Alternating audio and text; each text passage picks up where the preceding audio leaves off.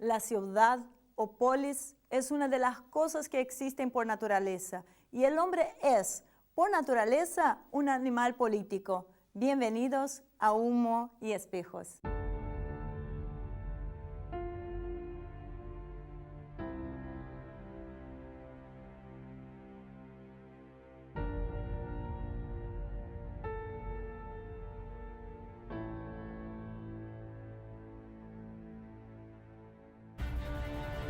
El farmacéutico es uno de los lobbies más influyentes del mundo.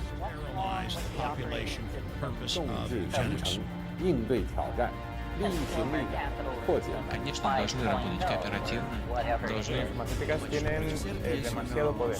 Avecina una gran guerra entre la realidad virtual y la realidad aumentada.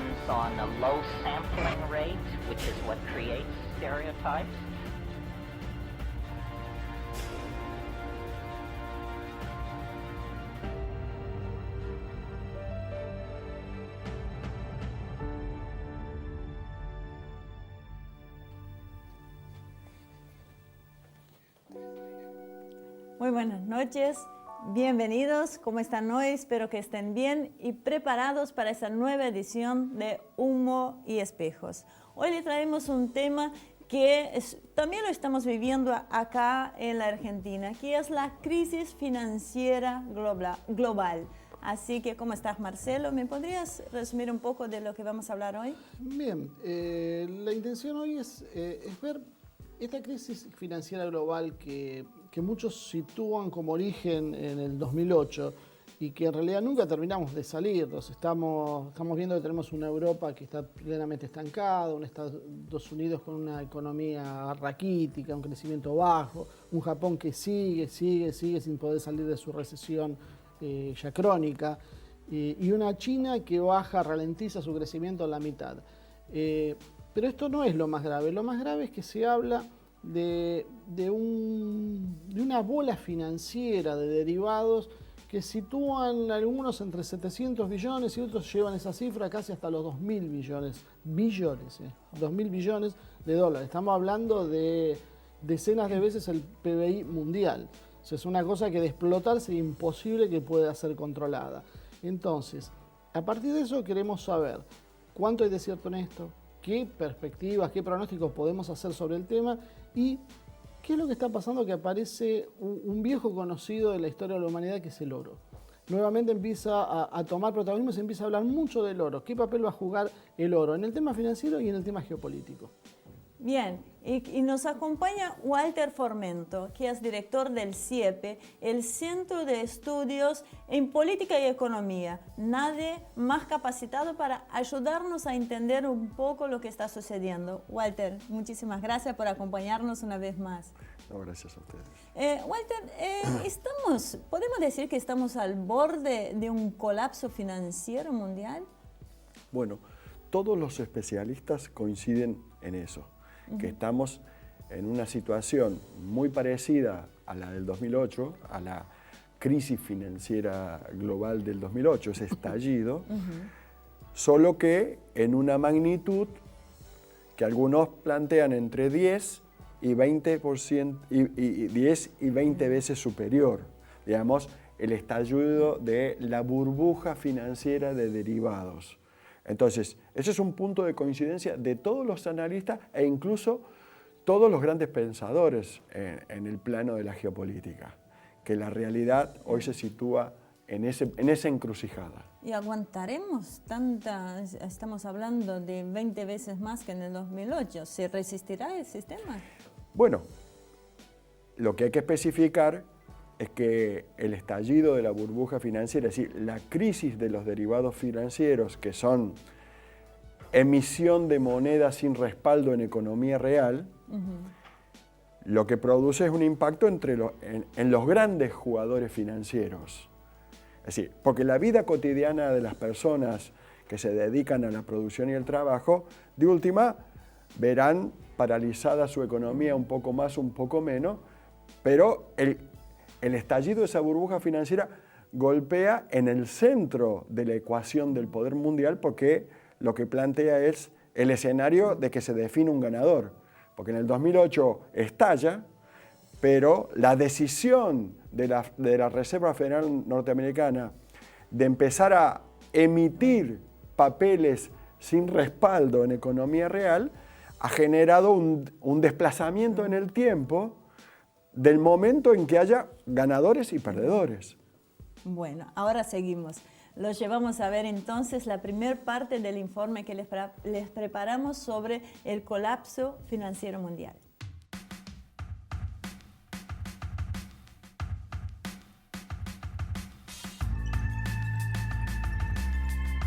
En las primeras décadas del siglo XX, la economía vivía momentos de euforia.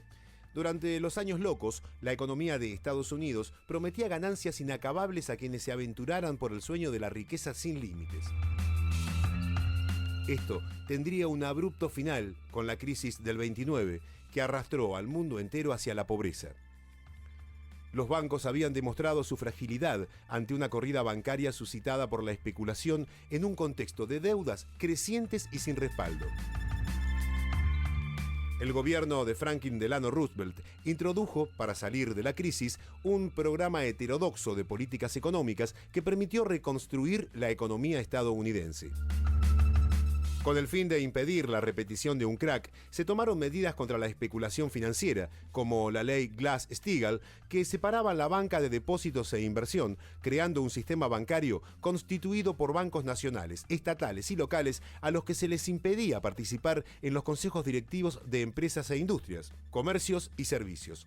Esta ley limitó el crecimiento de la banca estadounidense y permitió que la banca europea, especialmente la de Londres, se constituyera como la gran plaza financiera. La economía florecía luego del fin de la guerra. Durante la presidencia de Nixon en 1971, se produjo un hecho que sentaría las bases del actual orden económico. Nixon rompió los acuerdos de Bretton Woods que establecían el respaldo en oro del dólar y la moneda de su país se apoyó entonces en la confianza en la fortaleza económica del país del norte, en sus fuerzas armadas y en la decisión de los países petroleros de aceptar solo dólares por el crudo. El nacimiento del petrodólar se potenció con la cuadriplicación del precio del crudo con motivo de la guerra árabe-israelí, que generó enormes excedentes fruto del aumento del petróleo, constituyendo flujos financieros que se depositaron en los bancos estadounidenses y europeos, que a su vez se prestaron enormes cantidades de dineros a países en desarrollo como los latinoamericanos para compensar los desbalances de sus economías e hipotéticamente para acelerar su desarrollo. La deuda externa creciente, entonces, cumplía dos fines. Por un lado, era un enorme negocio financiero, y por el otro, servía para torcer las voluntades políticas de los países endeudados, sometiéndolos a programas de ajustes permanentes que permitían extraer sus riquezas. Este sistema sería la base de una nueva sensación de euforia financiera, alimentada por la caída soviética de principios de los 90, hasta que se comenzaría a mostrar grietas con la aparición de las sucesivas crisis de las deudas de los países no desarrollados, que, sobreendeudados, no podían afrontar los servicios de la misma. A pesar de ello, la expansión financiera siguió desarrollándose a pasos agigantados. Pero ahora, las deudas que superaban el Producto Bruto Interno de un año ya alcanzaba también a los países desarrollados. Ante la ausencia del respaldo en oro y en bienes, se crearon diferentes mecanismos de cobertura, como swaps y forwards, origen de los derivados financieros, que eran activos financieros ligados a otros para garantizar la solvencia. Entre los bonos de la deuda externa latinoamericana se destacaron seguros como los CDS o Credit Default Swaps. La fiesta financiera iba a ser completa. Sin el enemigo comunista en el horizonte y ante un clima político que auguraba un futuro venturoso, la especulación financiera iba a recibir un enorme respaldo cuando Bill Clinton decide derogar la ley Glass-Steagall en 1999. Soslayando las advertencias previas de crisis con nombres pintorescos como tequila, asiática, vodka o samba. Los derivados se transformaron en una apuesta financiera que se solventaba con más deuda. El capital financiero se erigía definitivamente como el rector de la economía mundial. Y las crisis mencionadas no eran consideradas como una muestra de los nubarrones que se acumulaban en el horizonte. La tormenta llegó en 2008 con la caída de Lehman Brothers. El terror a un nuevo pánico agregado de producirse en un mundo globalizado y con comunicaciones casi inmediatas convenció a los economistas de los principales estados para que apoyaran a la banca al borde de la quiebra con un programa de absorción de la llamada deuda tóxica, papeles sin garantías, generada por la especulación, entregando para ello billones de dólares y euros a esos mismos bancos. El correlato de la inyección de capitales fue una enorme recesión a nivel global, fruto de los planes de ajuste implementados primero en la periferia de la Unión Europea, un hecho que se fue extendiendo a los países centrales y que frenó el crecimiento, al igual que en el sobreendeudado Japón y con un Estados Unidos que lucha para enderezar una economía con un crecimiento raquítico, un déficit comercial creciente y una deuda externa gigantesca. China, la gran locomotora mundial, tampoco escapó a la crisis y disminuyó sus tasas de crecimiento a la mitad de las que mostraba orgullosa en la década del 90. Este proceso trajo aparejado una enorme concentración de capital. Hoy, las 10 empresas financieras principales gestionan fondos de inversión por 19 billones de dólares, el 25% del Producto Bruto Mundial, y el mercado de derivados alcanzó los 700 billones de dólares, casi 10 veces el Producto Bruto Mundial, una cifra que demuestra que la crisis real aún no ha llegado, aunque hay analistas que estiman cifras que superan ampliamente esta estimación.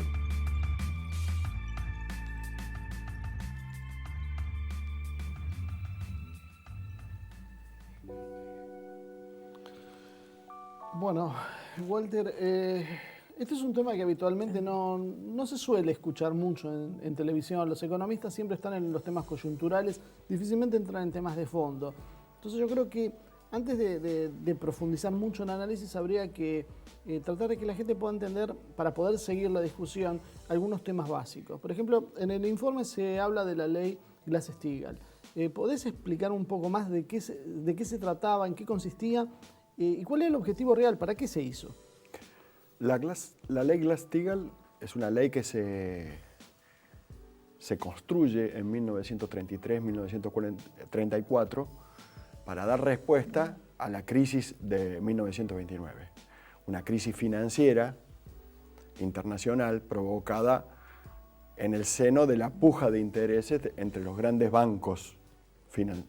Ahora, los bancos en ese momento habían empezado a desarrollar lo que era, además del instrumento de banca comercial, que está regulada, que está en blanco, que tiene todas las cuestiones institucionales de la regulación institucional. La banca comercial es el banco que uno va habitualmente y que conoce todos los días. Y la banca de inversión, o los fondos financieros de inversión, que es una banca no regulada, es una banca que normalmente trabaja en las sombras, es lo que normalmente es una banca que construye paraísos fiscales, es en sí mismo un paraíso fiscal, es decir, un instrumento que permite ocultar el movimiento de la economía financiera, es decir, una economía que produce ganancias a partir de el movimiento de fondos a alta velocidad y de hacer caer y subir precios de pizarra, es decir, lo que se llama normalmente la economía de casino, la timba financiera.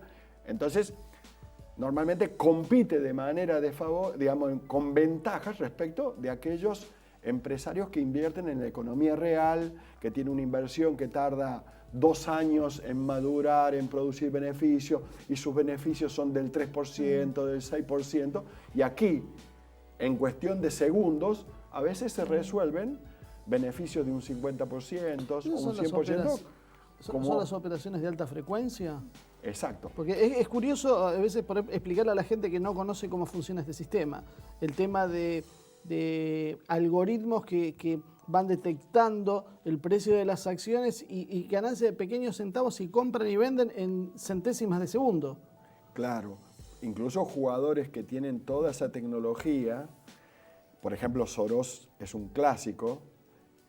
Soros, un hombre de la banca de Londres y de los grandes jugadores londinenses como el HSBC o el Berkeley, que, por ejemplo, apuestan a que una acción, un papel, crezca en su valor y empiezan a invertir de tal manera que en la pizarra electrónica empieza a subir su valor, lo cual arrastra a un conjunto de jugadores pequeños y medianos a decir, bueno, que ahí algo está pasando y por lo tanto se suman, con lo cual hacen subir el valor de los papeles y en un momento determinado sacan ese respaldo y empiezan a pastar por la caída. Entonces, en esa situación producen violentas diferencias. ¿Por qué? Porque son capaces de producir escenarios de mercado financiero. Entonces, en el mundo del mercado financiero y de la timba financiera son muchos los que juegan, pero son muy pocos los que pueden construir escenarios de ventaja. Walter, una pregunta porque necesito ya cerrar el bloque y necesito una respuesta cortita. Vos hablaste de la creación de la ley Glass-Steagall, ¿no? ¿Y por qué qué motivó su derogación posterior? Bueno, en 1933-34, los factores de poder norteamericano asentados en la producción real y en la banca comercial que asistía a la economía real tenía una correlación de poder que le permitió no solamente diseñar esta ley, sino que imponerla con Roosevelt. ¿No es cierto? Que da paso después a lo que se llama el escenario de la Segunda Guerra Mundial. Nosotros, hacia 1999, lo que tenemos es una realidad distinta. Una realidad donde los grandes jugadores que apuestan más al negocio financiero, a la timba financiero, a las ganancias por fuera del circuito de la producción real, se habían vuelto con el suficiente poder como para derogar esta ley y darle rienda suelta, es decir, que tomara toda su capacidad y todo su poder, incluso subordinando a la banca comercial, a la banca de inversión. Es en 1999 con el gobierno de Clinton, pero particularmente con un ministro de Economía que venía del Citibank. Ahí me diste un pie para seguir en el próximo bloque con la derogación de esta ley, así que ya lo seguimos, ¿sí? No se vayan, ya volvemos.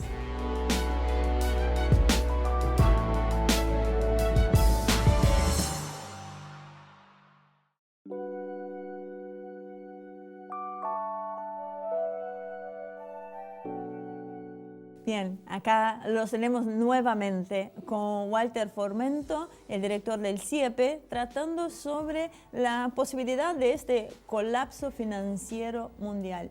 Walter, había quedado pendiente en el bloque anterior la relación, ¿no? Porque Clinton fue justo el que derogó esta ley Glass-Steagall y hoy, bueno, la próxima candidata es Hillary precisamente. Siempre esta diferencia que se habla de Trump, que es esta persona tan racista, tan xenofóbica, digamos, y a Hillary Hillary Clinton la ponen en un punto, en una posición sí, como si fuera Heidi. Claro, más No benévola. Sin embargo, tratándose del sistema financiero que maneja muy bien Estados Unidos global, no se conoce mucho su pensamiento, ¿no?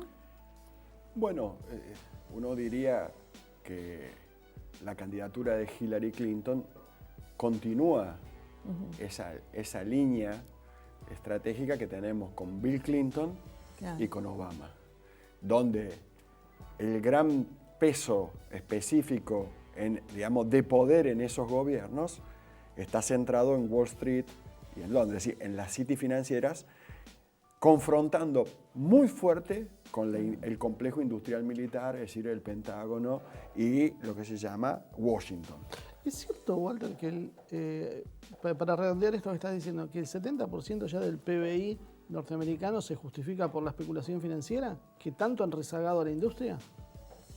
Eso es un indicador que es cierto. Después hay discusiones acerca de los números, pero en términos generales uno podría decir que eso es cierto. De hecho, mundialmente, la economía mundial en un 70% se explica por la economía financiera, una economía financiera que transcurre por dentro de las grandes empresas transnacionales y que incluso está por fuera del alcance de los gobiernos de los países centrales, de Estados Unidos, de la Unión Europea y de Japón.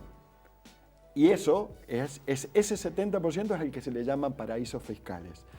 Lo que aparece como paraísos fiscales es la capacidad del manejo de esa economía por parte de estos grandes jugadores transnacionales que están radicados centralmente en el mundo emergente, particularmente alrededor de sus cities financieras, y que abandonaron a partir de 1991-1994 su localización en los países centrales, que empiezan a perder su lugar de países Y centrales. lo que te preguntaba, Boris, entonces la relación entre Bill Clinton, Hillary Clinton, la ley Stiglitz, ¿cómo es esto? O sea, siguen favoreciendo en realidad a este sistema financiero global. Es que la derogación de la ley Glass-Steagall permite a estas grandes empresas transnacionales volverse globales y tener una banca, que es la llamada banca de inversión o fondos financieros de inversión global, que son instrumentos financieros que no están regulados por el sistema institucional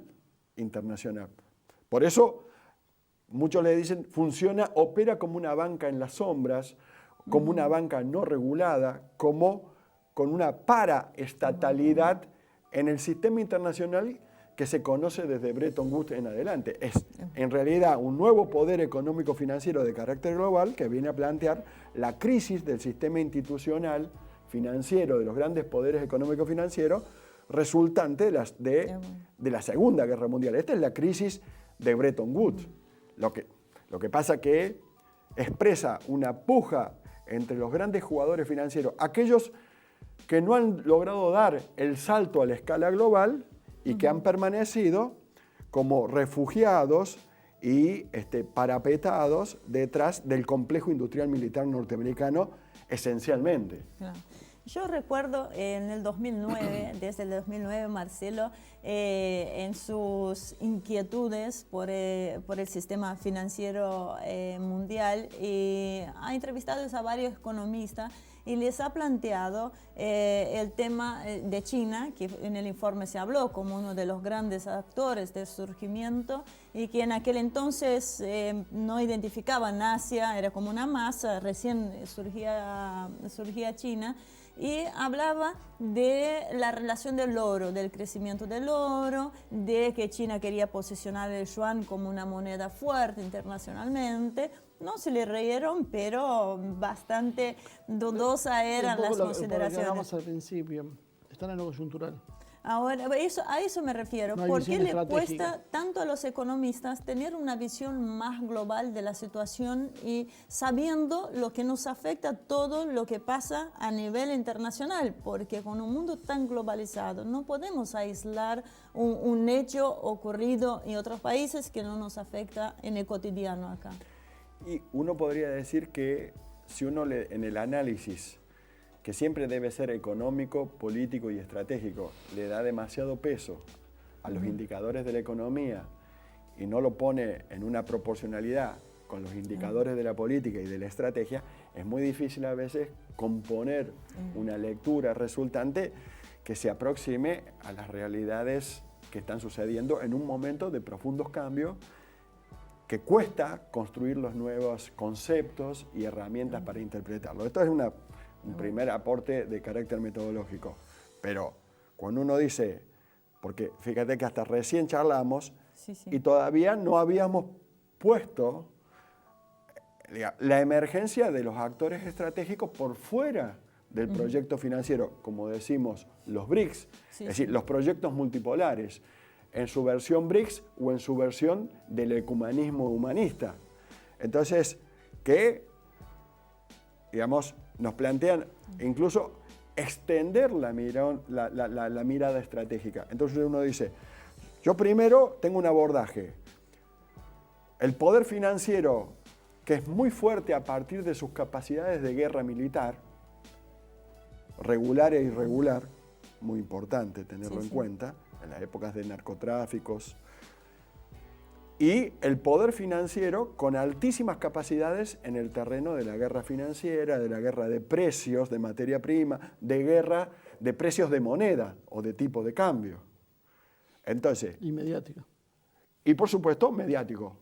En el caso de lo que se llama las plataformas financieras con fortalezas en la guerra militar, Fox News, y las plataformas financieras con mucho poder en la guerra financiera, en la guerra económica, en CNN, BBC, Al Jazeera, Euronews, para decirlo mediático, digamos, entonces uno dice, y este actor que aparece por fuera, este actor multipolar, que se asienta más en sus capacidades asentadas en la producción, en eso como aparece como la nueva ruta de la seda, que apunta más a la paz, para que el escenario de la guerra financiera o militar no tenga lugar. Bueno, es un actor que es disruptivo para que todos aquellos que leen el mundo en clave de Bretton Woods, es decir, de los finales de la Segunda Guerra Mundial. Entonces, si uno dice, en términos de la guerra financiera, que se expresa como burbuja de monedas, que en el 2009 la relación de burbuja, es decir, de economía real versus economía financiera la economía financiera era un 30% más elevada que la economía real, que en el 2008 es un 500%. Es decir, es 5 veces superior la economía financiera sobre la economía real. En el 2013 es 16 veces la economía financiera más grande que la economía real. Y hoy los analistas específicos están hablando de 20 a 24 veces la masa de derivados, es decir, la timba financiera en relación a la economía real. Uno va dimensionando que esta crisis financiera tiene una dimensión de carácter geopolítico y estratégico que se está definiendo una nueva ecuación de poder mundial donde incluso actores que están por fuera del poder financiero e incluso actores que están por fuera de esa ecuación de poder anglosajón que tenemos ese nacimiento entre 1650 y 1750, porque por primera vez desde 1650 a 1750 hay actores que se plantean en el escenario del poder con oportunidad de ser victoriosos. Y estos actores son los llamados multipolares BRICS o el humanismo ecuménico en Francisco. Una cosa que, para terminar de cerrar este tema de los actores, ¿qué es lo que pasa con Trump? Porque Trump dice, en algún momento se habló que iba a hacer una auditoría de la Reserva Federal, habla de derogar, o los sectores que están cercanos a él, de derogar la ley Glass-Steagall. ¿Por qué no juega con el resto? Porque él también está con el JP Morgan. ¿Cuál es la diferencia? Bueno, es escandaloso. En términos de los analistas, primero que es cierto que Donald Trump es un actor político que está por fuera del establishment político. ¿Es una anomalía? Es una anomalía que uno podría decir, lo primero que logró Trump es dejar fuera de carrera al candidato del establishment financiero republicano con sede en el complejo industrial militar, con asiento, que era Ted Cruz. Incluso algunos se atrevieron a pensar que esto beneficiaba a las oportunidades de triunfo de Clinton, de Hillary Clinton, es decir, del globalismo financiero. Es decir, le convenía que su oponente no fuera Ted Cruz, sino que fuera Donald Trump. Incluso en la resolución de la convención de ayer del Partido Republicano se notó que el Partido Republicano estuvo ausente. Bueno, todos dicen que el escenario de posibilidad de victoria de Hillary Clinton ha crecido notablemente, pero por otro lado también existe la amenaza que el pueblo norteamericano, el pueblo profundo norteamericano, que ha perdido poder adquisitivo e incluso ha perdido trabajo y condiciones de vida por la deslocalización de la economía. Desde la década de 70 se está venido dando este proceso. Exactamente, ¿no? y acelerado a partir de 1994, ese pueblo profundo pueda producir una victoria de Donald Trump, una victoria que iría por fuera de toda manipulación mediática de la instancia electoral. Sí, a mí me llama poderosamente la atención porque hay una actitud muy cerrada de los medios, especialmente los argentinos, especialmente los medios progresistas, en analizar este fenómeno sobre una base de decir que Trump es un tipo que es xenófobo. Está bien, obviamente que sí, tiene declaraciones que no son las más afortunadas. Víctor Hugo es uno de los que no lo puede ver. Claro, pero yo lo entiendo, pero hay cosas mucho más profundas y nadie se da cuenta de lo que está pasando. O sea, porque parecería que por esas actitudes de Trump, esas famosas declaraciones sobre el muro, se cerró la discusión y Hillary Clinton se ha hated realmente cuando está acusada de hechos muy graves como la muerte del embajador de Estados Unidos en Libia. Hay una cosa que también es real. Trump hizo su campaña a base de escándalos. Fue una forma de llamar la atención, estas declaraciones y de posicionarse.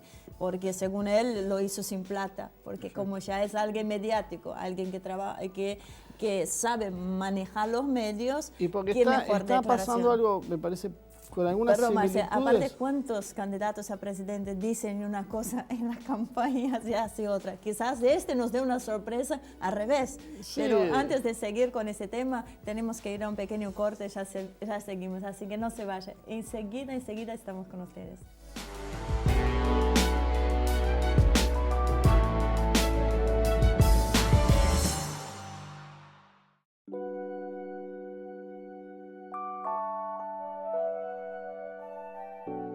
De regreso a Humo y Espejos, evaluando la posibilidad de un colapso financiero global. Así que los llevo enseguida a ver la segunda parte del informe.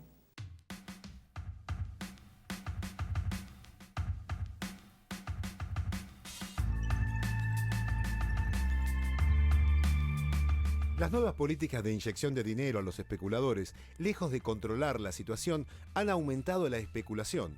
Los bancos han utilizado esos fondos para una nueva ronda especulativa, alcanzando a las naciones con economías más importantes, como Alemania, el corazón de la Unión Europea, que tiene a su principal banco, el Deutsche Bank, con una exposición de 64 billones de dólares. Para tener en cuenta la magnitud de esta cifra, Alemania tiene un Producto Bruto Interno de 3,4 billones y la UE, en su conjunto, 13 billones. La deuda del Deutsche es casi 20 veces la producción total de Alemania en un año.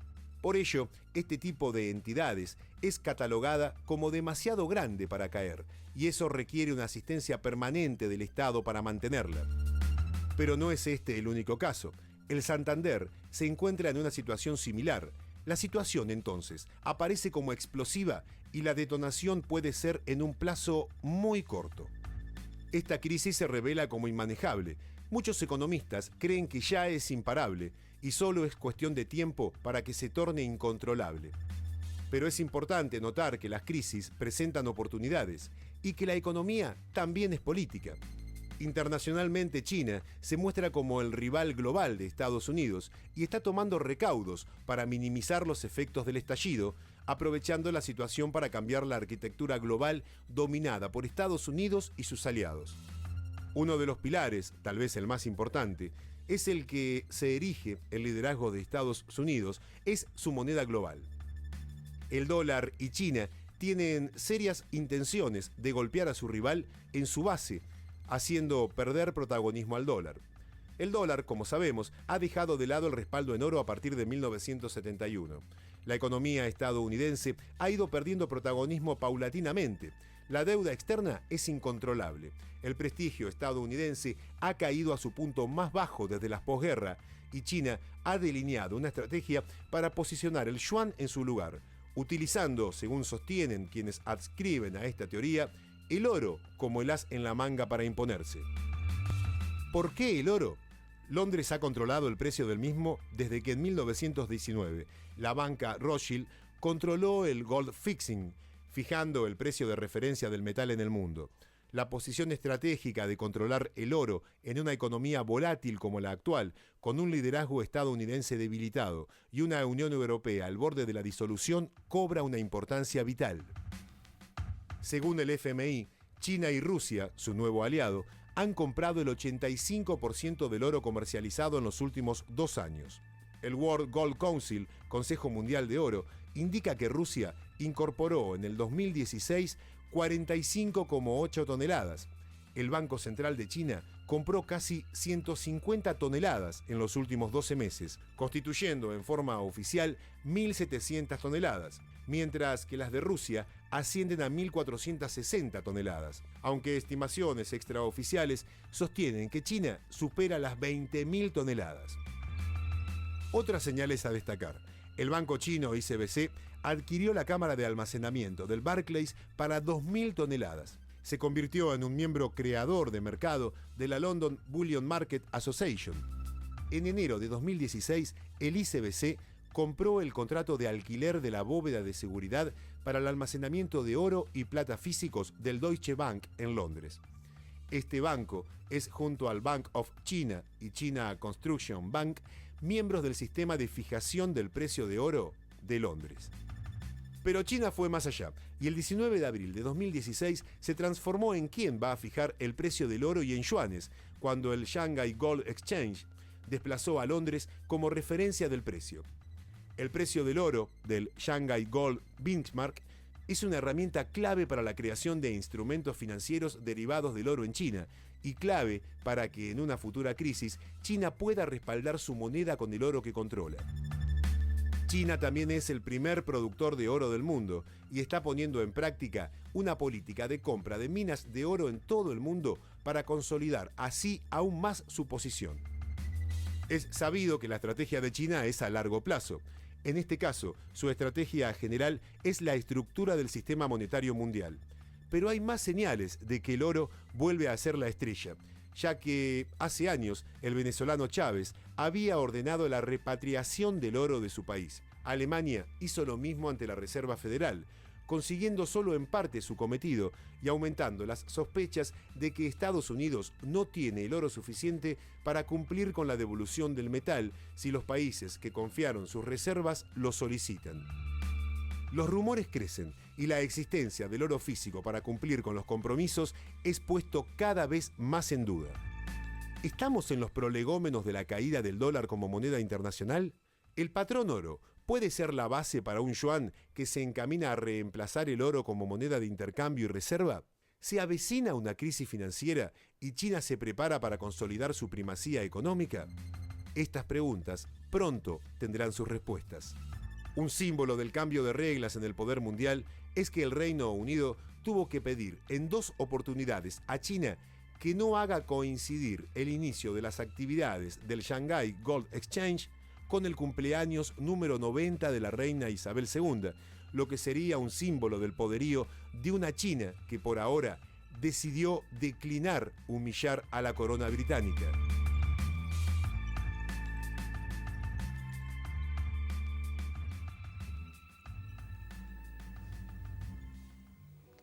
Bueno, Walter, decime, ¿qué es lo que va a pasar con el dólar? Primero, ¿cuál es la importancia del dólar real? Del oro. Porque uno habla del oro como una base. Estados Unidos abandona el patrón oro, pero esto por ahí a mucha gente le parece algo hueco o hasta, como en algunos momentos decían, es algo hasta pasado de moda, como es un corsé de la economía. ¿Realmente cuál es la importancia hoy del oro y cómo juega China esta base en su enfrentamiento contra Estados Unidos? Primero, en respecto de los metales que respaldan normalmente la economía, que son 3, el oro, la plata y el platino, de la cual el oro es el centro de los metales que respaldan, por más que Estados Unidos después del 71 declaró que no había respaldo en eso y el poderío militar le permitió avanzar y económico le permitió avanzar imponiendo eso, la realidad que los metales preciosos son el gran respaldo en última instancia.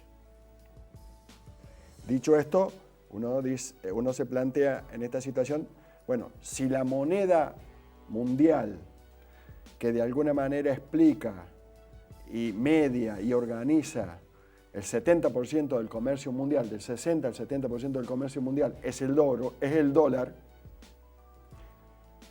y esa moneda entra en crisis, ¿cuál es la crisis del dólar? La crisis del dólar empieza a ser profunda y estructural en el momento en que la economía mundial deja de tener centro en Estados Unidos y empieza a tener centro en las economías del Asia-Pacífica con pivot en China, en Pekín. ¿Cuál es la fecha en que sucede esto? 2010-2012. La crisis del 2008 habla del inicio de este proceso de cambio del centro de gravedad de la economía mundial, y la fecha en que sucede esta transición es 2010-2012, donde hoy las economías emergentes explican el 60-63% del PBI mundial, es decir, del Producto Bruto, de la producción real, de la economía real del mundo. A partir de ese momento, incluso el petróleo deja de ser comprado por Estados Unidos de manera dominante, incluso porque tiene convencionales, y el gran mercado del petróleo empieza a ser las economías del Asia-Pacífica. Entonces el petróleo deja de ser tensionado para ser manejado por el dólar y quien produce e imprime los dólares, y viene la tensión que hace China y los BRICS y la moneda común del BRICS, donde el yuan es la principal, pero es una canasta de moneda, que dice, si nosotros somos los mayores compradores del petróleo, el petróleo debe ser, de alguna manera, transado en las monedas del BRICS, particularmente en el yuan. Esto produce una crisis tremenda en el dólar, porque su último gran respaldo, que era el tema de monopolizar la comercialización del petróleo, acaba de caer. Y deja ya hacer el petrodólar el corazón del poderío norteamericano. Esto produce una crisis del petrodólar. El petrodólar es el gran respaldo del complejo industrial militar norteamericano con sede en Washington. Ninguna duda. Esto pone en alerta a al gran poder global financiero, que tiene sus transnacionales también asentadas en el mundo emergente. Lo que pasa que acá se inicia otra puja entre el mundo financiero global y el mundo multipolar que empieza a emerger. Entonces... Perdón una cosita. La caída de Gaddafi y de Hussein, ¿tuvieron algo que ver con esto? El tema de hablarse de hacer un dinar oro, la posibilidad de vender en euros el petróleo.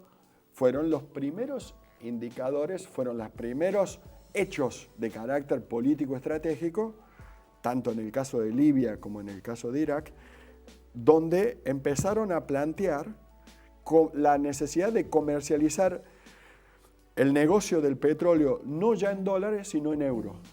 Porque esto sucede anterior a 1998. ¿No es cierto? Digo, ese es el tiempo en que empieza a debatirse. Y que se resolvió mediante la intervención militar, es decir, la guerra militar. Es decir, el Pentágono, Washington, logró resolver ese conflicto y esa crisis mediante el uso de la fuerza militar, de la guerra militar.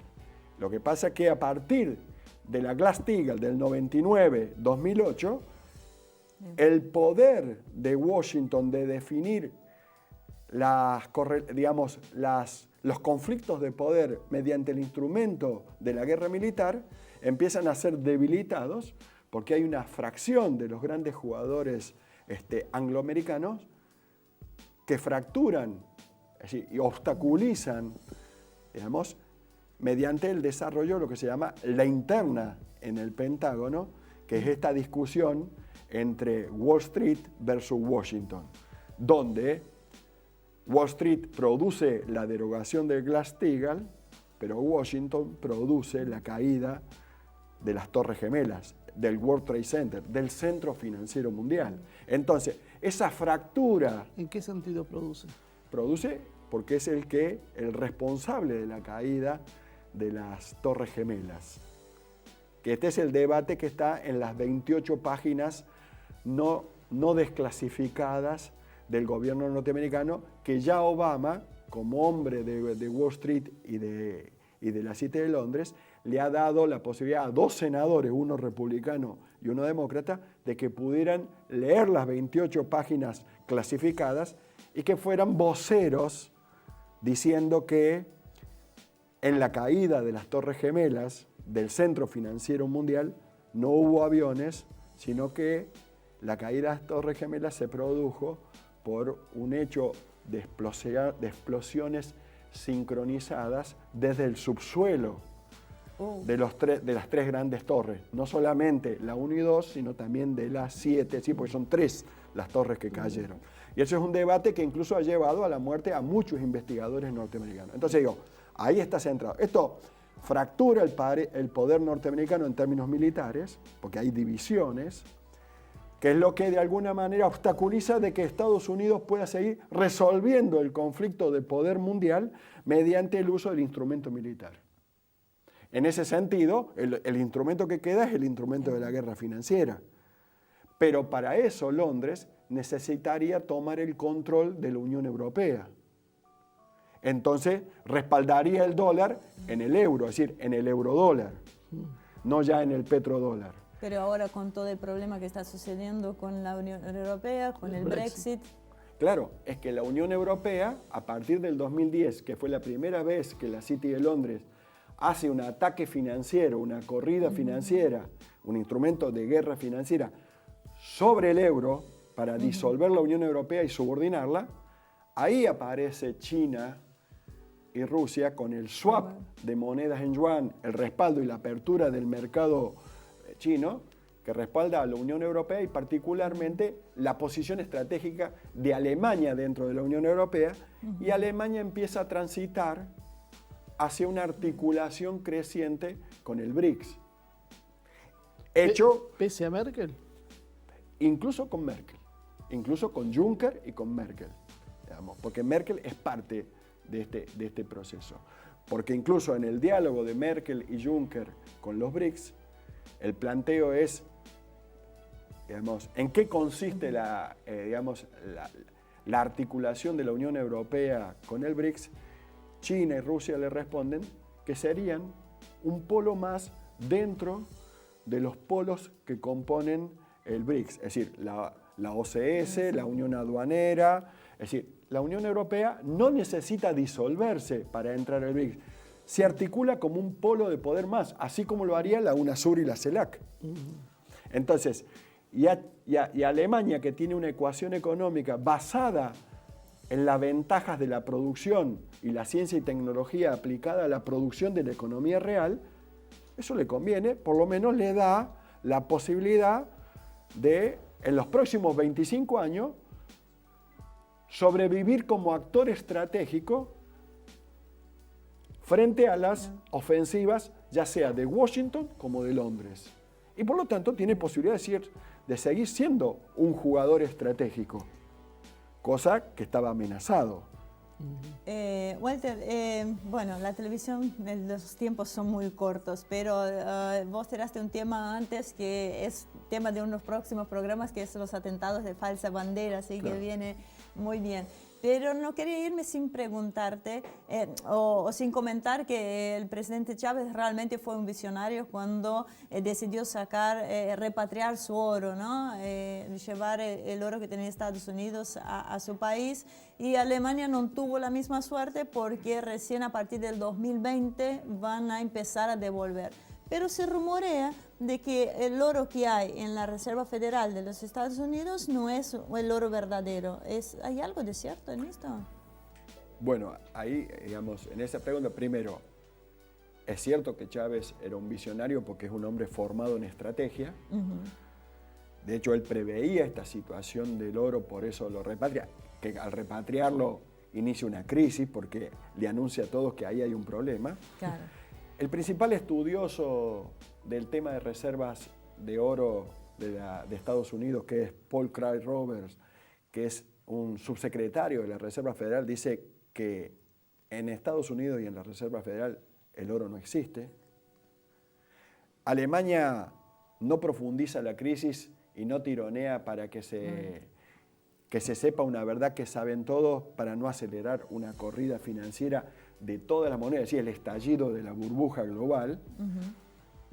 Pero el Brexit, es decir, la actitud que toma Gran Bretaña y particularmente Inglaterra de salirse de la Unión Europea para poner en crisis la Unión Europea y cuestionando el poder de Alemania y Francia al interior de una Unión Europea, empieza a sincerar esto y a lo mejor desata y acelera el proceso de crisis de todas las monedas, es decir, las 5 grandes monedas de referencia, dólar, euro, el yen, el yuan, y me falta la quinta, es decir, produciría, incluso el yuan entraría como en crisis como moneda mundial. Lo que pasa es que en el momento de la crisis de todas las monedas, la única moneda que podría volver a funcionar como moneda es aquella que pueda respaldarse en oro. Y la única moneda de las 5 grandes monedas que existen en el FMI es el yuan, por el respaldo en oro que tiene a partir de China, La libra. que como bien... La libra. Y la libra esterlina, Está faltando. es la quinta. Es decir, el yuan es la única moneda que tiene, de las 5 que tiene respaldo en oro. Pero el yuan además forma parte de una canasta de moneda, donde está el rublo, que también tiene respaldo en oro. Entonces uno dice, frente a una crisis de moneda, es decir, en el corazón de la guerra financiera de monedas, la única moneda que puede volver a resurgir es aquella que se respalde en oro. Y la única que puede ser respaldada en oro es el yuan como parte de la canasta BRICS de monedas multipolares. Y ahora, después de este análisis de alto vuelo, te traigo un poco más abajo, bastante más abajo. A la tierra, para que Sí. nuestros oyentes puedan entender Nuestro mejor. presidente y su proyecto, ¿cómo se inserta en esto? Porque daría la sensación que una vez más vamos a entrar en el bando de los perdedores. Bueno, es cierto que la debilidad de la crisis del dólar y la crisis del dólar asociada incluso a la crisis de la City financiera de Londres y de Wall Street aumenta la debilidad y la fragilidad, los respaldos internacionales que tenía el presidente Macri y el conjunto de CEOs, particularmente de Aranguren, es decir, de CEOs que expresan a las grandes transnacionales con sede en Londres. Y eso aumenta su debilidad. Y rompe lanzas con China, y vos me decías que hasta la corona británica está acercándose. La corona británica, a diferencia de la City financiera de Londres, ha iniciado ya hace 3 años un proceso de articulación y fuertemente a partir de junio del 2014 de articularse al Banco de Infraestructura del BRICS, porque empieza a saber con datos estructurales que el centro del mundo deja de ser el mundo anglosajón y empieza a ser el mundo del Asia-Pacífico con extensión al mundo multipolar. Porque en ese Asia-Pacífico también entra la UNASUR CELAC, porque es el mundo del sur-sur. Claro, pero a nosotros nos están sacando del mundo para ingresarnos al mundo, según nos dicen.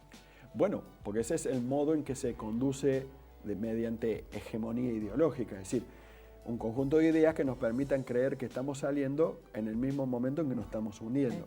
Lo importante acá es que hay dos grandes actores políticos en la Argentina, tanto Macri como Massa, que ambos son arrastrados por la debilidad creciente de las cities financieras globales. No solamente Macri, sino también Massa. ¿Y quién expresa el mundo multipolar?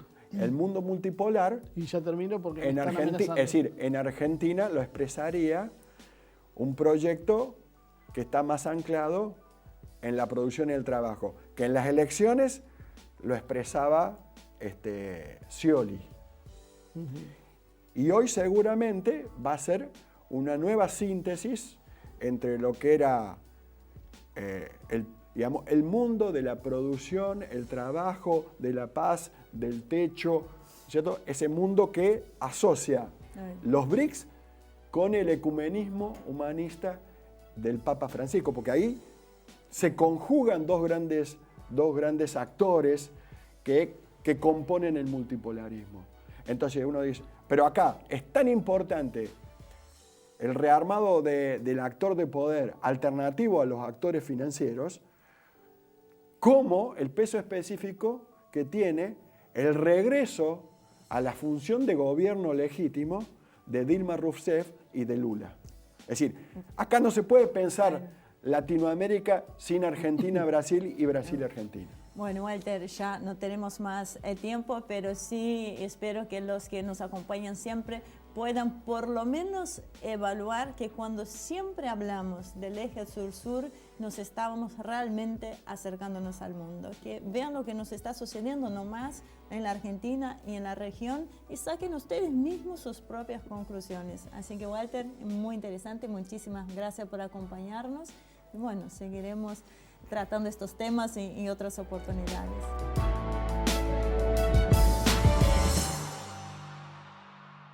Al que se apodera del vestido de otra persona se le llama ladrón, pero al que no viste al pobre y puede hacerlo, ¿no merece el mismo nombre? Así terminamos hoy, Humo y Espejos.